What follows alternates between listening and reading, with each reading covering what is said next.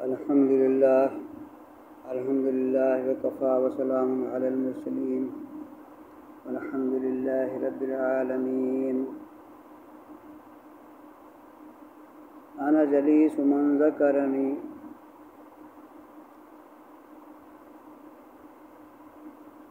ومن کان یرجو لقاء ربہ فلیعمل عملا صالحا ولا یشرک بعبادۃ ربہ احدا۔ نحن اقرب الیہ من حبل الورید۔ قد افلح من زکاها وقد خاب من دساها۔ صدق اللہ العلی العظیم۔ میرے واجب الاحترام بھائی دوستو، اللہ جل جلالہ نے اپنے کلام مقدس میں فرمایا کہ وہ شخص فلاح پا گیا جس نے اپنے آپ کو پاک کر لیا، اپنا تزکیہ کر لیا، اور جس نے ایسا نہیں کیا اس نے اپنے آپ کو گڑھے میں گرا لیا۔ تو انسان کو اپنی زندگی کے بارے میں خود سوچنا ہے کہ یہ زندگی جو ہمیں ملی ہے بہت مختصر سی زندگی ہے۔ کسی کے 60 سال، کسی کے 70 سال، کسی کے 80 سال۔ 80 سال تو بہت کم پہنچتے ہیں۔ تو یہ زندگی ایک امتحان اس کے لیے ہے، ایک آزمائش کی جگہ ہے۔ دنیا جو ہے انسان کے لیے دارالامتحان ہے۔ وہ اس لیے کہ ہمارے آقا نبی علیہ السلام نے فرمایا الدنیا مزارات الآخرہ، کہ دنیا آخرت کی کھیتی ہے۔ یعنی جو ہم یہاں پر اعمال کریں گے، اچھے اعمال کریں گے تو اللہ بہشت جنت عطا فرمائیں گے، اور خدا نخواستہ ہم نے نافرمانیاں کی اور زیادہ گناہ کیے نیکیوں سے تو پھر جہنم جو ہے وہ اس میں انسان کو ڈال کر اس کی وہ پاک کیا جائے گا۔ اس مسلمان کو،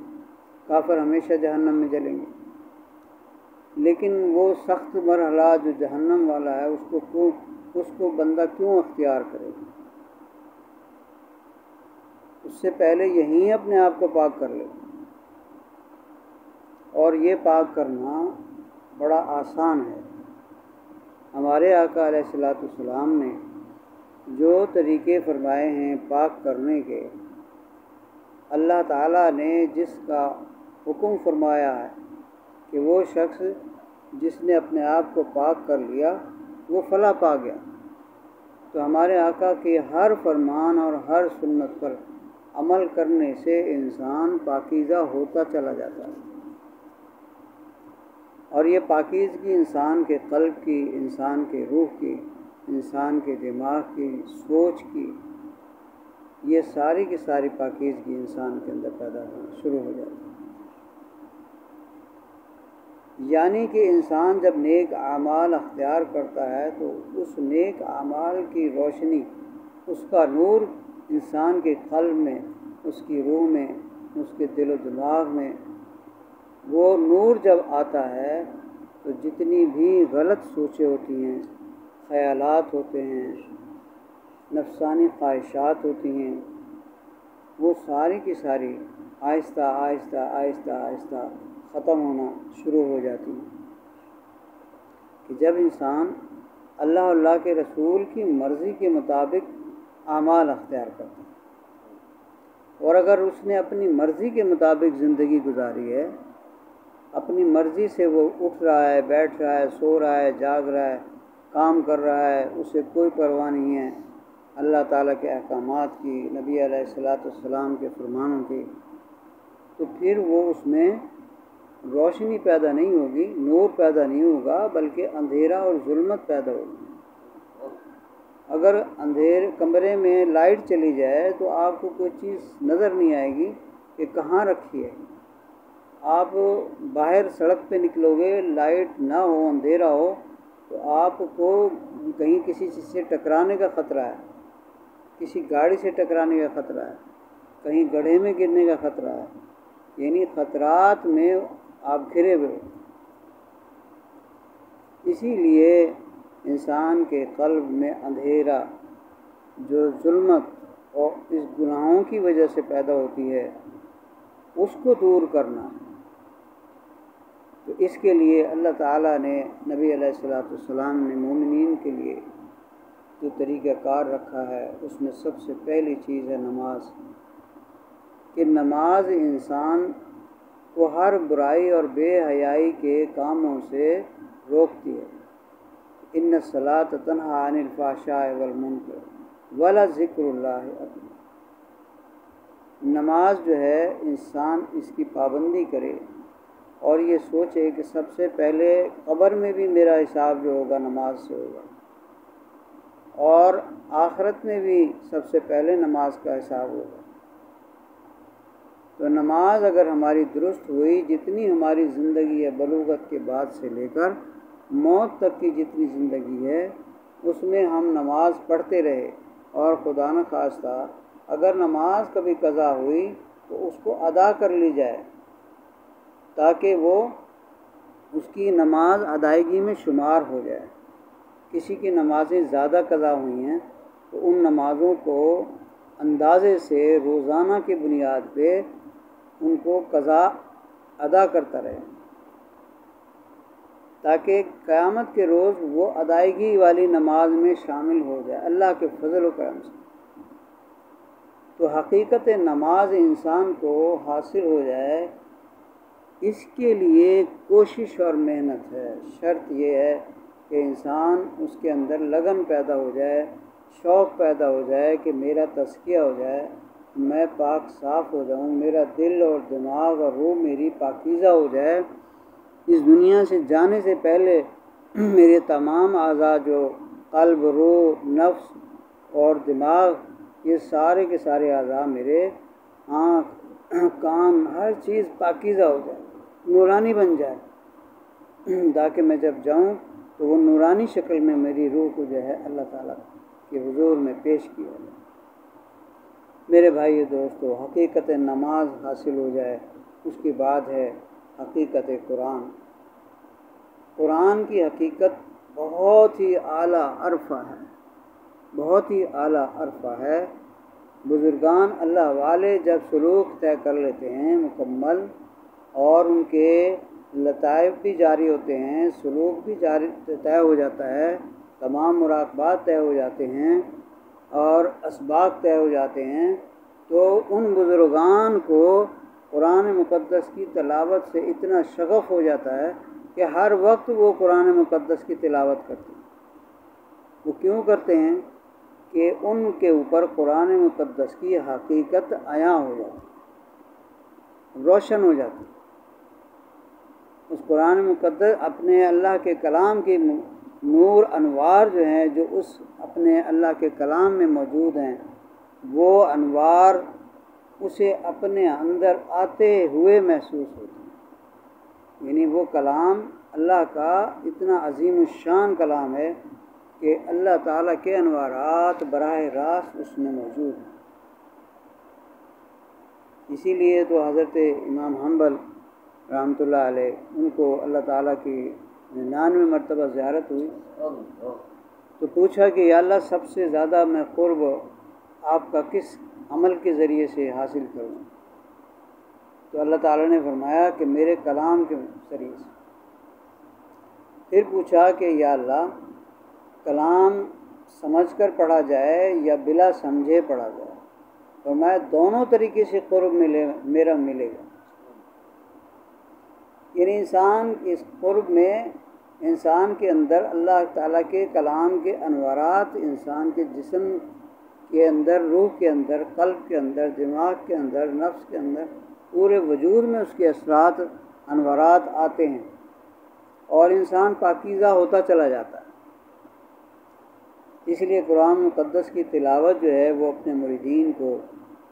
بزرگان اللہ والے لازم فرماتے ہیں کہ روزانہ کم از کم 1 سپارہ جو ہے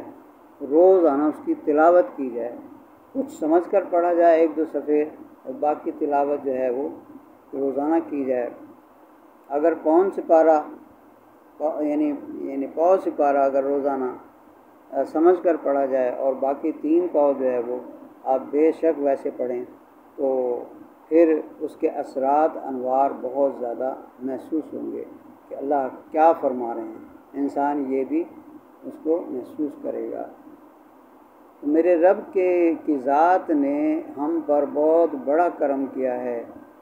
کہ عرش عظیم پر ہوتے ہوئے اللہ نے اپنے آپ کو، اپنے تجلیات کو، انوارات کو کلام مقدس کے اندر ہمارے سامنے پیش کر دیا۔ کلام مقدس کے اندر اپنے انوارات کو پیش کر دیا ہے۔ اس کی مثال یہ ہے کہ آج کل بہت آسان ہو گیا کہ موبائل کے اندر ایک آپ جو ہے وہ لگاتے ہیں، یعنی اسے کیا کہتے ہیں، میموری کارڈ لگاتے ہیں۔ میموری کارڈ جو ہے وہ اس میں جب لگاتے ہیں تو اس کے اندر پتہ نہیں کتنی کتابیں آ جاتی ہیں، سینکڑوں کتابیں آ جاتی ہیں، ان کی ساری تحریریں آ جاتی ہیں، ان کی تمام تشریحات آ جاتی ہیں، علوم اس کے اندر آ جاتے ہیں۔ اب یہ دلیل ہے اس بات کی کہ جب اتنی سی میموری کارڈ کے اندر اتنی سینکڑوں کتابیں آ جاتی ہیں اور ان میں یعنی تشریحات جتنی ہیں وہ بھی آ جاتی ہیں، تو اللہ تعالیٰ نے اس کلام مقدس میں اپنے انوارات اور تجلیات کو بھر دیا ہے۔ اب جیسے موبائل کا چلانے سے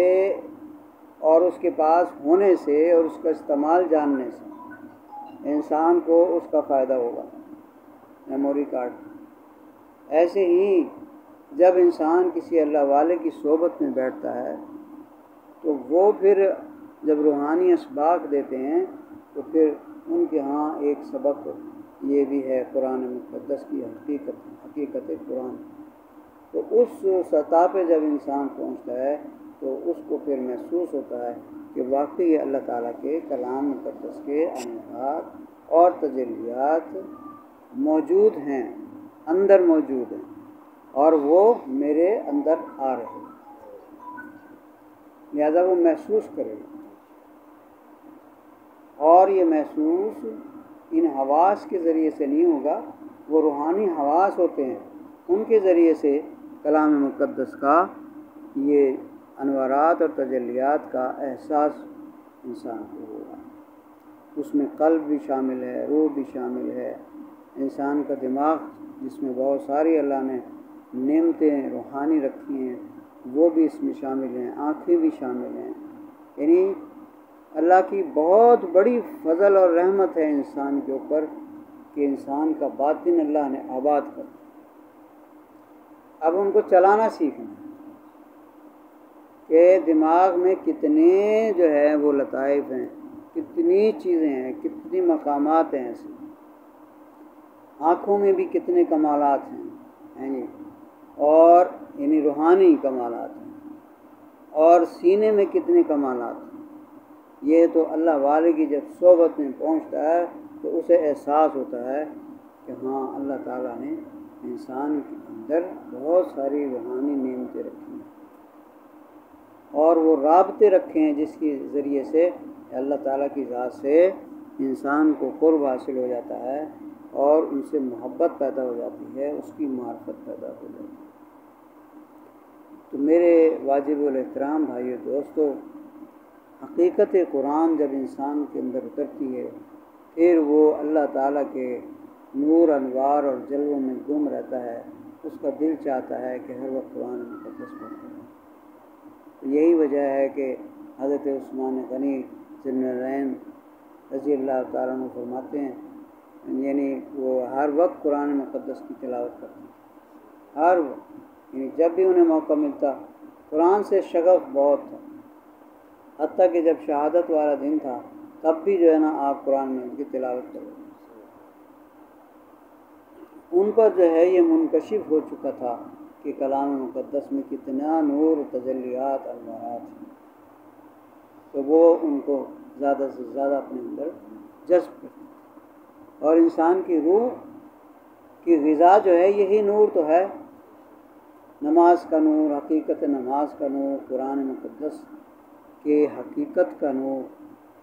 یہ جب انسان کے اندر اترتے ہیں تو پھر انسان کی روح جو ہے وہ خوش ہوتی ہے، تر و تازہ ہوتی ہے، کیونکہ وہ اس کی غذا ہے۔ جب غذا ملتی ہے تو وہ توانا اور روشن ہو جاتی ہے، تندرست ہو جاتی ہے، پھر اللہ تعالیٰ کی ذات سے محبت کرنے لگتی ہے، ہاں، اس کی محبت، اس کی معرفت بڑھتی رہتی ہے۔ اسی طرح سے جب انسان اللہ تعالیٰ کے کلام مقدس کی تلاوت کرتا ہے تو اللہ تعالیٰ کے سامنے موجود ہوتا ہے، ہاں، اور اللہ تعالیٰ کے کلام کی تلاوت جس جگہ کی جاتی ہے وہ اتنا روشن ہوتا ہے کہ آسمانوں میں ستارے جیسے چمکتے ہوئے نظر آتے ہیں، ایسے وہ گھر جو ہے وہ چمکتا ہوا نظر آتا ہے جہاں پر وہ قرآن مقدس کی تلاوت ہو رہی ہے، یعنی وہ نور فرشتے اوپر دیکھ رہے ہوتے ہیں۔